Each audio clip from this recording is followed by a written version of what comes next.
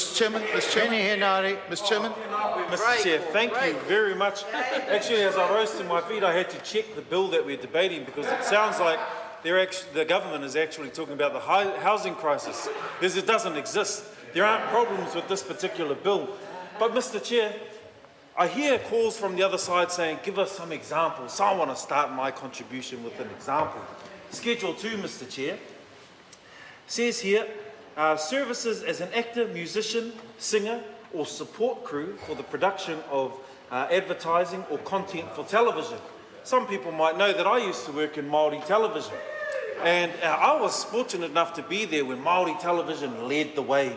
Anzac Day coverage, full day coverage, Matatini coverage, national kapahaka, worldwide audience of over 1 million people. What else was there? There were the Christmas in the Park they were a part of, the Rugby World Cup. Dame Te Atai Rangika, who's hui mate, her tangi sir. Now, while we all sit there and we watch and we wow and we are amazed by the images on our television screen, what people who are viewing at home do not know are that the key grips, the riggers for the equipment, the lighting people, the cameramen are all contractors. Now, just recently, Mr. Chair, Ngā Aho Whakaari, the union representing the workers in this particular industry, threatened a strike. Why? Because those workers weren't being paid what they were owed. They were being paid, in some instances, below the minimum wage. Below the minimum wage. An example? There's a classic example. So while we all sit there, sir, and we watch television and we think, by crikey, Māori television's doing a fantastic job, I think about a man by the name of Don Selwyn. Don Selwyn, through the 60s and 70s, knew that technology was going to change the world. So what he did was he focused on the young people.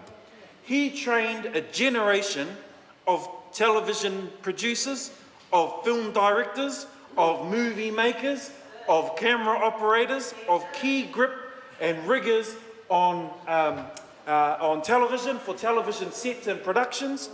And it's sad to see that his hard work through the 60s, 70s and 80s, the birth of Māori television, saw some of those contractors get paid below the minimum wage. There's a classic example of what's exactly wrong with the current legislation.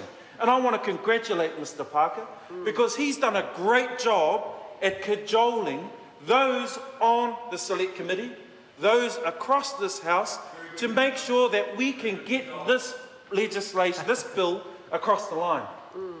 We've bent to the right, bent to the left, bent over backwards, changed a few words, shook hands. We all smiled when we agreed on these amendments. And now all of a sudden, we've already heard about the press release that's just been prematurely let out. Oops, amateur move. And now we are still fighting for the rights of workers in New Zealand. Mr. Chair, I think it's absolutely despicable that the narrow-mindedness of this government is actually going to force many of the constituents in Tāmaki Makaurau, many of the hard-working whānau right across Aotearoa, into more poverty. Our colleague Marama Davidson has already talked about the working poor. But what this does, sir, is this actually guarantees that they will remain the working poor. But let's be honest here, the minimum wage is still very low. Let's be honest here. Let's be honest. Let's work hard, get the minimum wage and still struggle. So we're not asking for the government to open up the treasury and let everyone reap the benefits of the money that pours out from the doors. No. We're actually only asking them to come up to the bare minimum level. The bare minimum, Mr. Chair.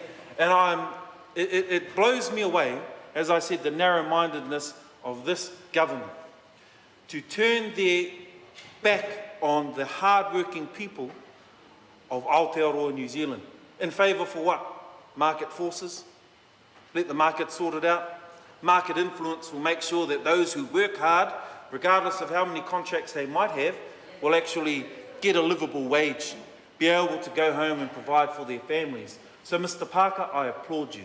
You have done a fantastic job, Mr. Parker, to bring this bill here, and it does upset me that a key stakeholder in our community releases. Jonathan Young. Thank you, sir. Sir, I'd like just to clarify